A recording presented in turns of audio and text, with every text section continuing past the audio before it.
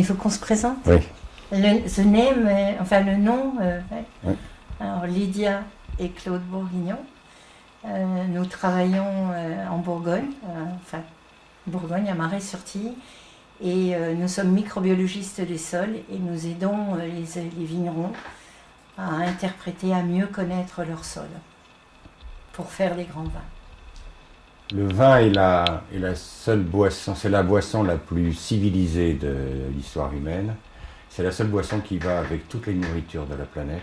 On trouve toujours un vin qui va avec une gastronomie. Donc c'est une boisson qui est unique au monde. Originellement, la production de vin a été faite dans tout le pourtour méditerranéen et on parle des premiers vins à Rome, hein, puisqu'on le faisait dans les amphores. Bon, c'est vrai qu'après, on a beaucoup parlé de la Bourgogne, puisque très tôt, les moines ont trouvé cette fameuse côte de nuit et côte de Beaune extrêmement intéressante pour faire des vins qui, quasiment tous les ans, arrivaient à faire du vin et non pas soit des clarets, soit des vinaigres. Après, il y a eu la Champagne aussi, il y a très longtemps qu'on parle du Cloménil, par exemple.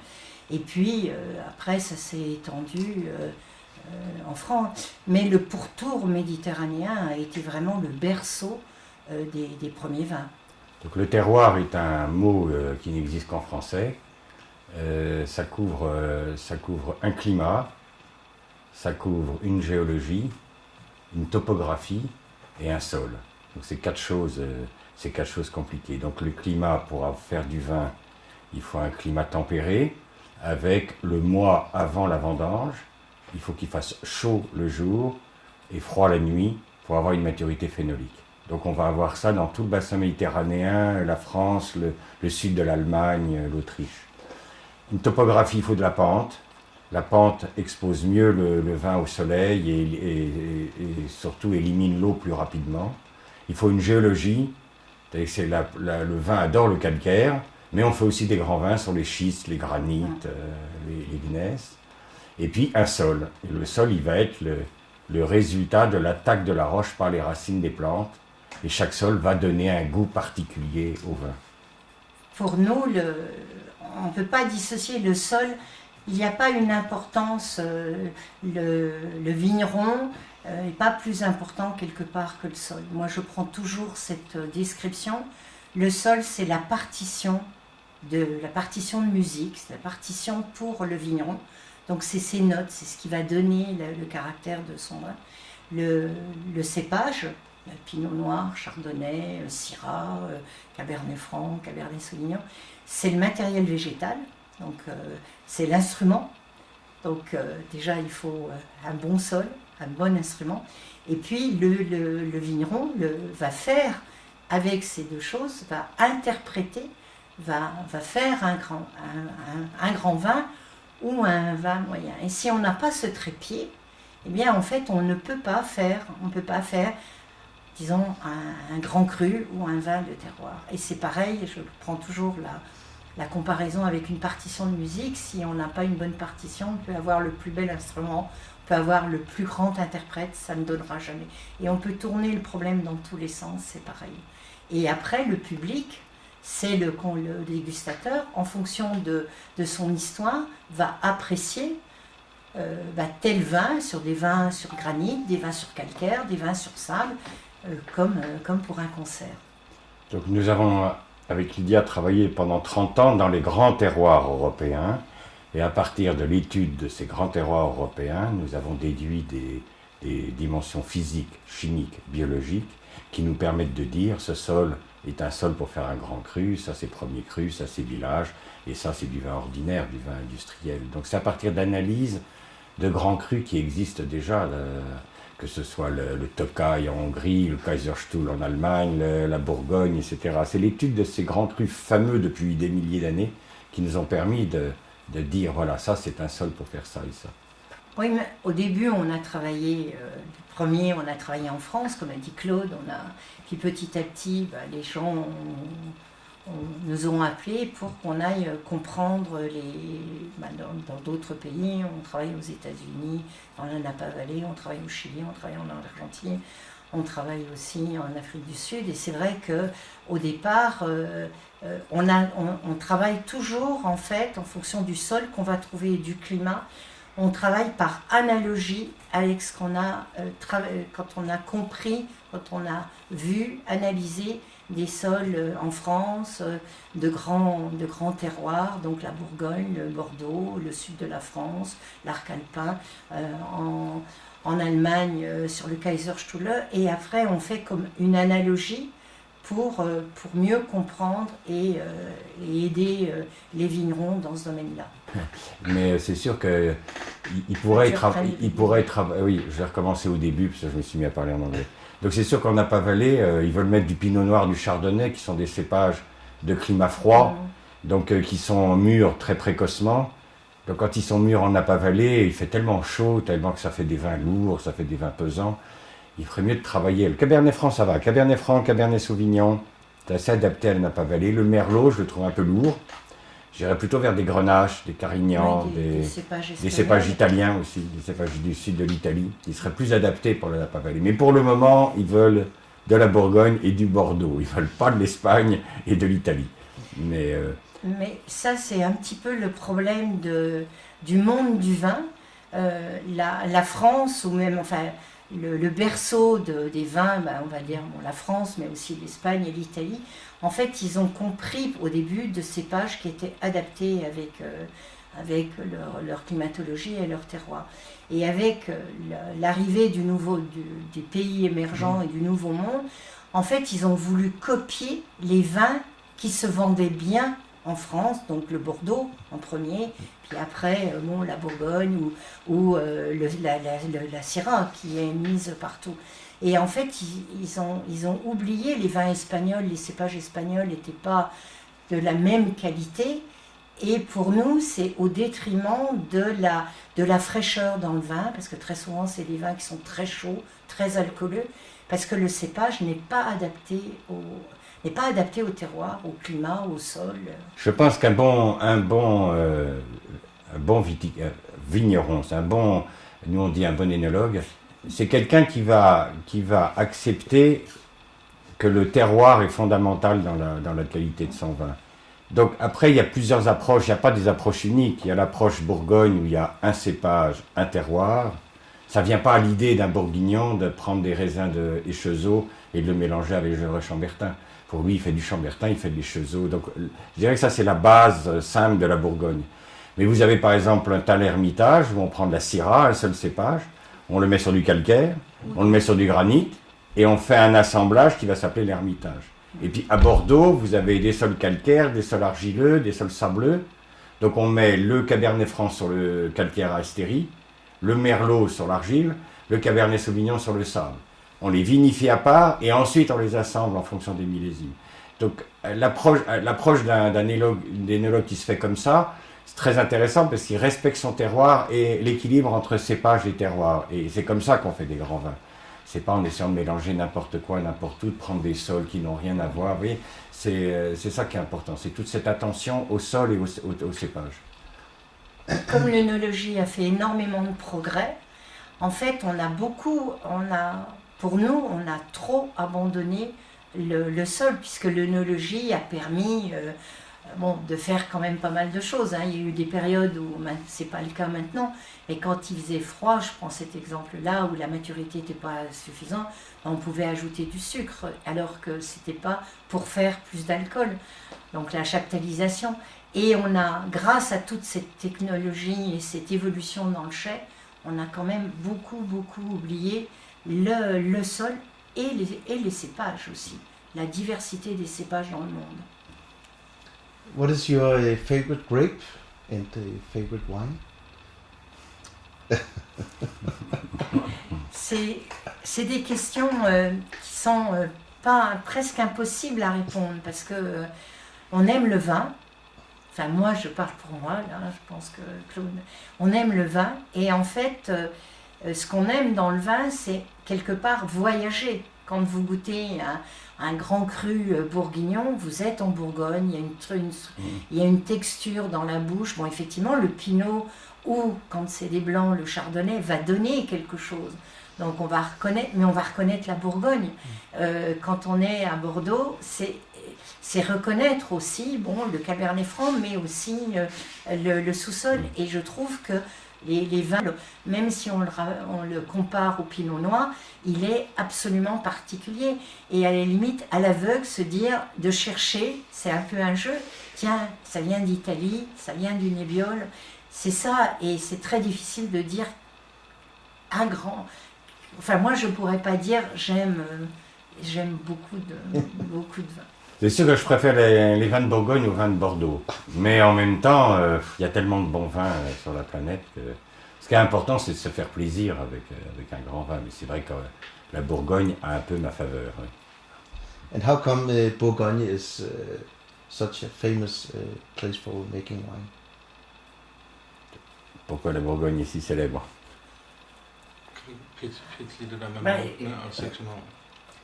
Parce que, là c'est difficile, je pense que très tôt, ils ont trouvé, les moines, puisque le premier, le Claude Bèze et tout, les moines ont trouvé on peut dire cette adéquation parfaite, presque parfaite, si on parle du très très grand cru, le domaine de la Romanée Conti, en fait ils ont trouvé cette adéquation parfaite d'un sol qui était drainant, une pente pas trop vieux, pas trop forte, une superbe exposition, un cépage qui s'adaptait, et on a parlé de...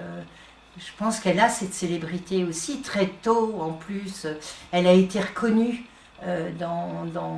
au niveau de la cour, et ça a fait une notoriété assez rapidement. Il y a une granulométrie très très bien équilibrée, à peu près 30% d'argile, 30% de limon, 30% de sable.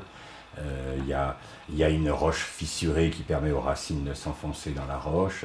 Il y a tout un ensemble, une climatologie qui est favorable parce qu'il y a toujours de belles journées de septembre et des nuits fraîches. Donc il y a tout un ensemble de facteurs qui fait que la Bourgogne fait des très très grands vins. Et cette séparation des parcelles par les moines est un travail remarquable. Ils ont mis 6 siècles à séparer toutes les parcelles. C'est un travail qu'on pourrait plus faire à notre époque, on n'aurait plus le temps de faire ça. La France a la géologie la plus complexe du monde avec Madagascar. Donc ça, c'est déjà une chance extraordinaire. Vous avez toutes les roches du monde en France. Les granites, les roches volcaniques, les calcaires.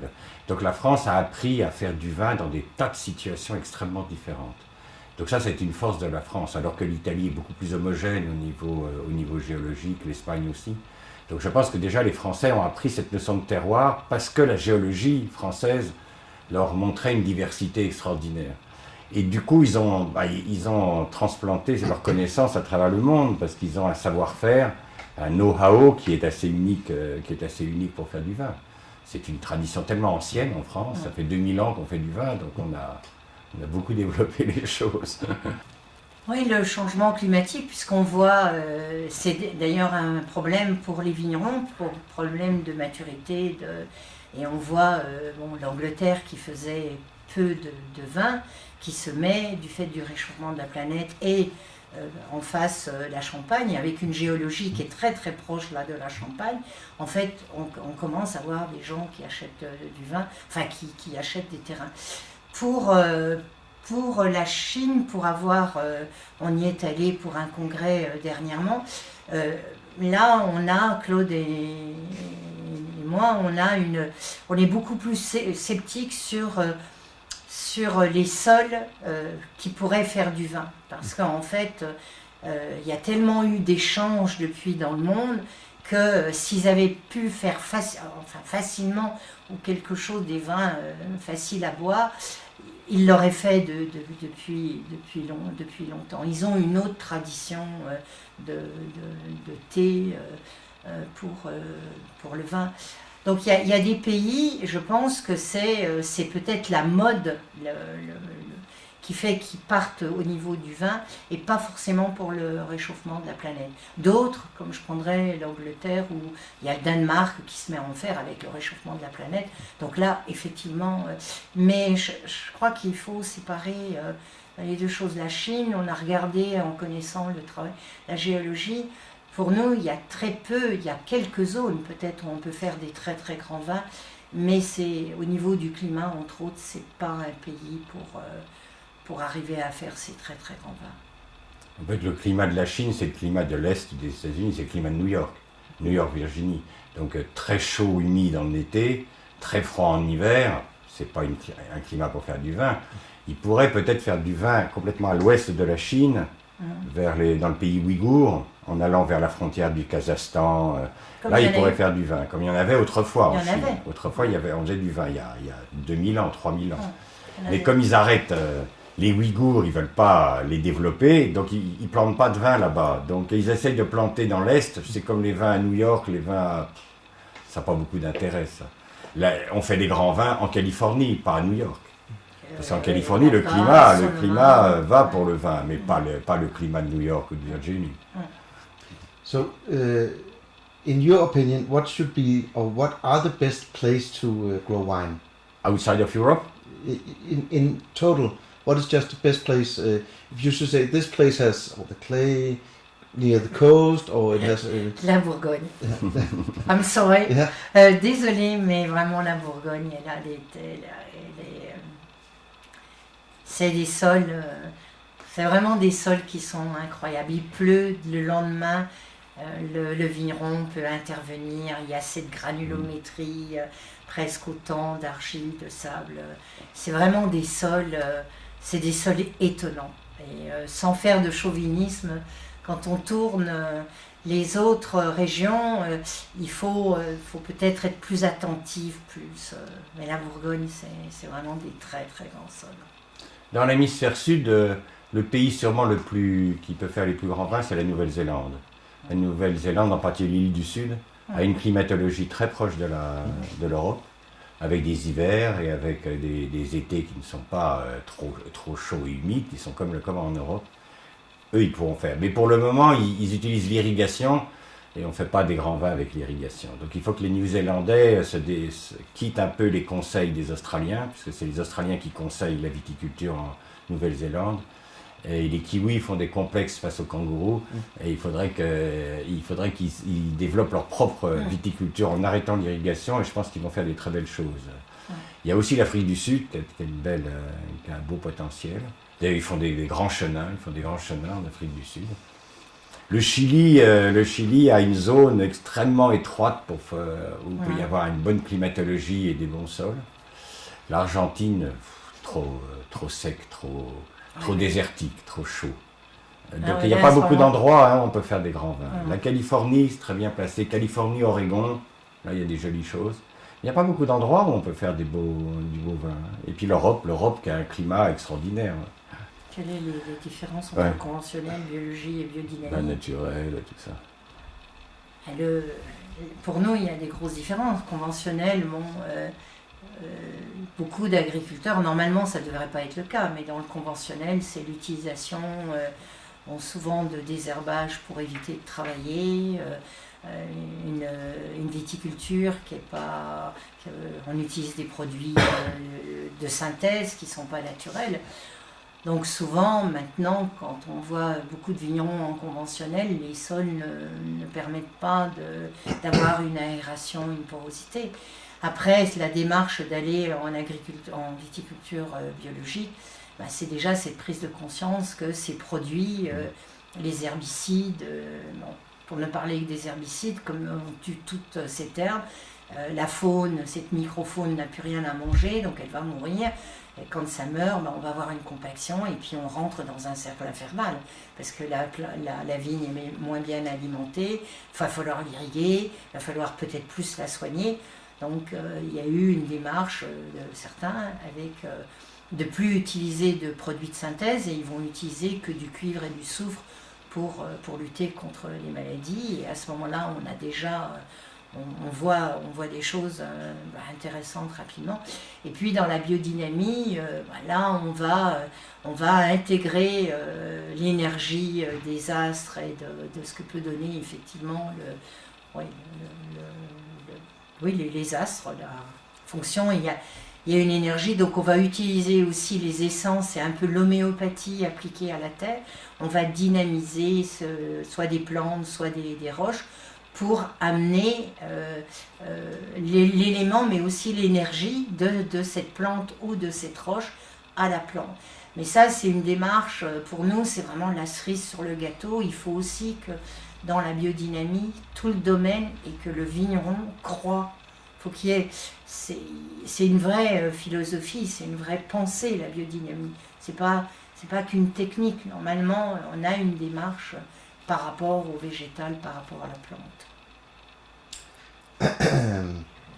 Tell us every good thing about wine. When is a good time to drink wine? Is it with a good company? Oui, Dinner? le vin ne se boit pas tout seul dans un coin. C'est quelque chose qui se partage autour d'une table et avec un repas. Surtout, il faut manger avec le vin. Le vin, ça se renifle pas. C'est pas avec le nez qu'on apprécie le vin, c'est avec la bouche. Donc le vin doit accompagner la nourriture. Il peut être un apéritif comme le champagne, préparer la bouche pour la nourriture. Mais c'est vrai que le vin doit être bu avec des amis et autour d'une table avec un repas. Ça ne se boit pas dans une voiture avec un McDonald's, quoi. Donc il faut vraiment avoir cette civilisation. La grande différence est en français entre la gastronomie et la nourriture. La nourriture, c'est basique. La gastronomie, c'est un art et le vin est un art. Donc c'est très civilisé. Le vin, c'est très civilisé. Par exemple, je préfère boire du vin blanc avec du fromage que du vin rouge. Je trouve que le vin blanc va beaucoup mieux avec le gras du fromage. Donc il y a des poissons qui vont très bien avec le vin rouge. Donc il n'y a pas de... Là après, c'est toute la subtilité du chef de cuisine. Normalement, il faudrait faire comme faisait Sandérin, c'est-à-dire on prend un vin et on fait le repas autour du vin. Et non pas, on fait un repas et on cherche une bouteille de vin qui va avec. Normalement, on devrait travailler dans ce sens-là. Le vin d'abord, le repas après, pour que l'harmonie soit parfaite. Bon, puis il y a des plats qui ne vont pas avec le vin. Là, les asperges, ça ne va pas avec le vin. La salade ne va pas avec le vin. Puisqu'on amène du vinaigre souvent dans la sauce, il y a un côté vinaigre, enfin, donc une acidité avec qui tue le vin. Le condiment qui va dans la salade, et là ça va pas du tout. Donc normalement sur des salades ou des crudités où on a du mal à boire du vin, il faut autre chose. Alors une seule meunière, comme elle est avec du citron, là faudrait un vin blanc. Là. Et par contre, si vous prenez un turbo ou si vous ne mettez pas de citron, là vous pouvez l'accompagner avec un vin bordeaux rouge, ça va très bien. Il y a des choses qui sont curieuses, le poulet rôti va très bien avec le sauterne. Oui. Ça peut paraître curieux parce que le sauterne est sucré, mais avec le poulet rôti bien croustillant, ça fait une association magnifique. Alors que au départ, on est un peu... Vous voyez, c'est comme un Porto, un Banyuls ou un Mori qui vont très bien avec le chocolat. Le chocolat. Parce que les produits de terroir, il faut qu'ils soient fermentés. Il faut qu'il y ait une fermentation. Donc chocolat, café, tabac, cigare, le pain, le fromage, la charcuterie, le vin, c'est des produits fermentés. Et ça donne un goût de terroir. Si c'est pas fermenté, il n'y a pas de goût de terroir. Le cidre, c'est une pomme. Vous mangez une pomme, vous ne pouvez pas reconnaître le terroir. Mais le cidre, la fermentation du jus de pomme, vous reconnaissez le terroir. La fermentation est très importante. D'ailleurs, ce sont des produits nobles. Le thé, le café, tout ça, c'est produits fermentés. Par exemple, nous, on associe aussi beaucoup, si vous faites une dégustation de vieux comté, là, si vous l'associez avec un vin jaune du Jura, c'est une association, il y a vraiment presque une communion, une symbiose entre le vin et le fromage qui va être issu presque de la même région. Et ça marche très très bien. Alors, pour nous, le rosé, c'est plus compliqué parce que nous, on le conçoit, enfin moi je le conçois plus un peu comme un vin de plaisir, de fête. J'aurais beaucoup de mal à... C'est plus sur l'amitié, c'est beaucoup plus festif. J'aurais plus de mal à associer un rosé avec un plat très, très typique. C'est difficile de goûter le terroir dans un rosé. Très difficile. Pourquoi ?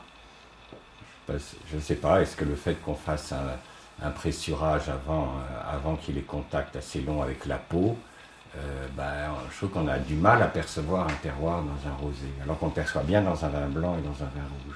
Et puis le rosé, il est fait de différentes manières, puisque Ouais. ça peut être un rosé de saignée, ça peut être un rosé avec, effectivement, on presse des raisins qui sont pour faire du rosé. Et là, on n'est pas du tout... il y a des rosés, effectivement, qui sont, agréables, festifs. Il y a certains rosés, il y a des vignerons qui défendent le rosé comme dire que c'est un vrai vin, puisqu'en fait, le cépage a été choisi. Donc le rosé, je trouve que c'est plus compliqué parce qu'on n'a pas... C'est pas du tout... la vinification n'est pas du tout la même. C'est pas fait de la même façon. Oui, en Champagne, on fait des rosés en mélangeant du blanc et du rouge. Donc là ça se rapproche beaucoup plus du vin. Donc là, on perçoit mieux le terroir en bouche. Ça, c'est pas privé. Mais ailleurs, on n'a pas le droit de mélanger du blanc et du rouge. Pour faire du rosé, c'est interdit. Donc ça dépend des régions, après. Alors là, pour la viande rouge, moi j'aime bien les vins les vins par exemple de Châteauneuf-du-Pape ou les vins plutôt du sud de l'Europe. Je trouve qu'ils vont mieux avec la viande rouge que les vins plus légers du nord de l'Europe. Je préfère des vins plus charpentés pour la viande rouge. Can you say for Moi, un a good Bordeaux. steak? Ou un Bordeaux. Un Bordeaux, moi. Can you mention also the steak and Cabernet Franc et... oui, moi, un Bordeaux. okay. Oui, je vous ai coupé. Je sais pas, c'était... Qu'est-ce que... Pour aller avec de la viande rouge. Oui, mais après, il a reposé une question. But si vous prenez un agneau qui est cuit pendant 6 heures, là on va prendre un Châteauneuf-du-Pape.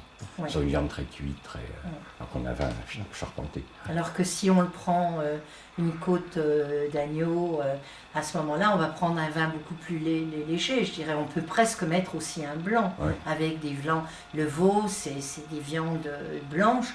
Et là, on pourrait très bien, pour moi, je pourrais très bien mettre un blanc.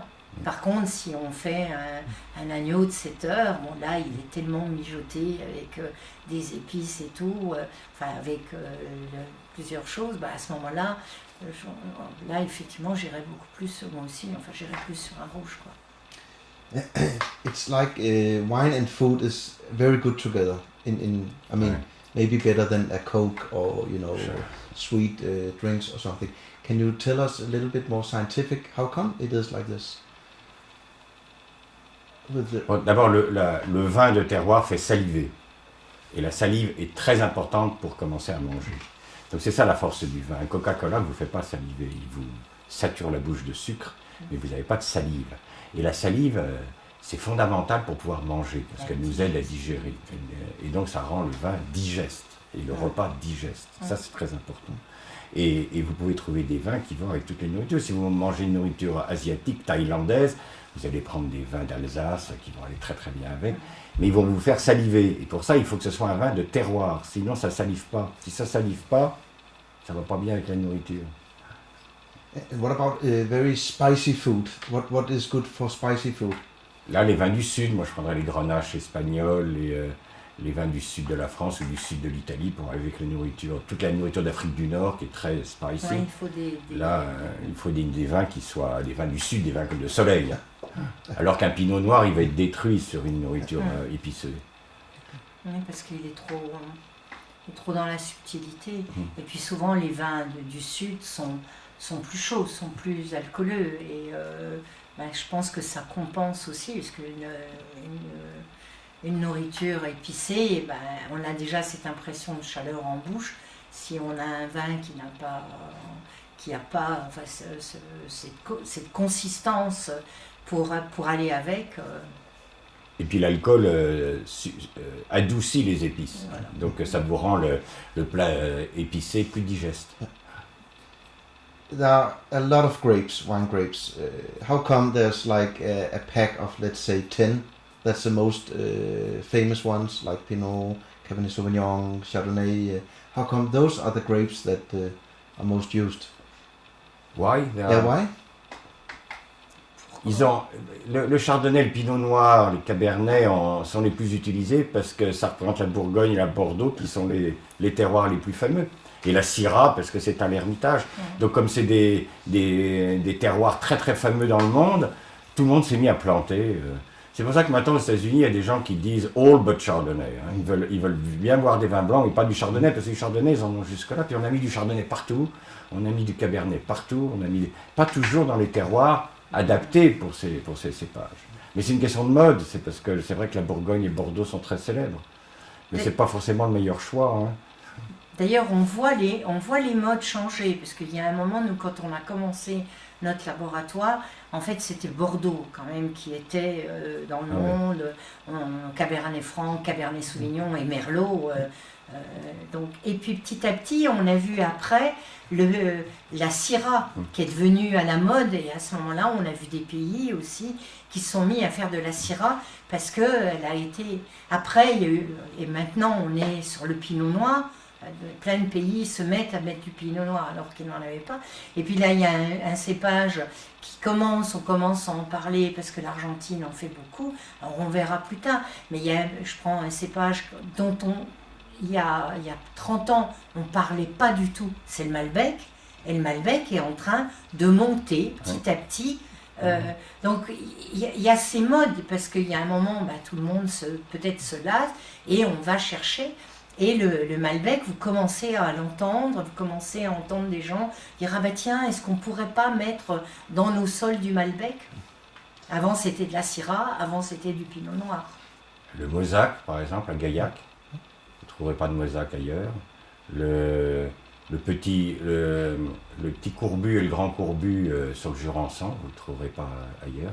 Puis en Italie, il y a énormément de cépages sur un seul endroit, beaucoup, 1500 cépages en Italie. Où il y a vraiment, uniquement dans cet endroit-là, vous pourrez boire ce cépage-là. Le Corvinone, au-dessus de Vérone, vous ne le boirez nulle part ailleurs dans le monde. Donc il y a plein de cépages, le Hachelvelu en Hongrie, à Tokaj uniquement. Et le Furmint à Hachelvelu, c'est uniquement Tokaj. Donc il y a en Europe, il y a des cépages qu'on trouve... Si vous allez, Grèce, le Zinno Mavro. Oui, Zinno Mavro en Grèce, la Certico en Grèce. Ouais, la Certico. Et en plus, sur l'île de Santorin, c'est presque... Là, on est même sur une place toute petite, quoi. L'Humagne rouge dans le Valais, vous le boirez que là. La petite Arvine aussi, uniquement dans le Valais. Donc il y a encore beaucoup d'endroits où il y a des cépages très très localisés qu'on ne trouve pas du tout ailleurs dans le monde. Et ça, c'est intéressant parce qu'on voyage vraiment là. C'est sûr qu'on aime. On a créé le laboratoire ensemble. On travaille 24 heures sur 24 ensemble. Il y a des moments c'est difficile, mais c'est vrai que c'est passionnant parce que maintenant nos enfants sont grands, donc on peut voyager dans le monde tranquillement pour aller faire les analyses. On rencontre beaucoup de vignerons, beaucoup d'agriculteurs. C'est un métier passionnant. Enfin, pour moi, il est passionnant. Oui, bien sûr, il est passionnant et d'autant plus... en fait, c'est aussi pour nous... Et ça nous a permis, parce que les premiers temps, il y a 30 ans qu'on a ouvert ce laboratoire, et la notion de respect du sol, de faire que le sol soit vivant, c'était pas vraiment dans l'idée du monde agricole.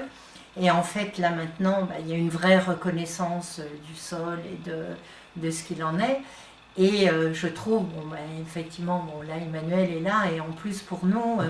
c'est que notre fils reprend en fait,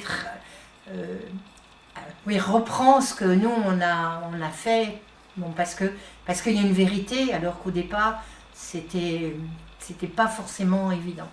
Donc on peut partir, on peut partir tranquille, la relève est là et le laboratoire et les idées vont continuer. Donc ça c'est... Mais il y a 30 ans, aux USA, on disait « Sol for wine is just bullshit ». Et maintenant, c'est totalement différent. Ils disent « terroir ». Oui, donc ça, en 30 ans, ça a changé. L'approche du terroir a complètement changé. Complètement. C'est bien. Et puis ce fait de travailler ensemble, parce qu'au début, moi, je faisais les analyses. Quand on a démarré, on était tout petits, on était que tous les deux. C'est vraiment tout petit.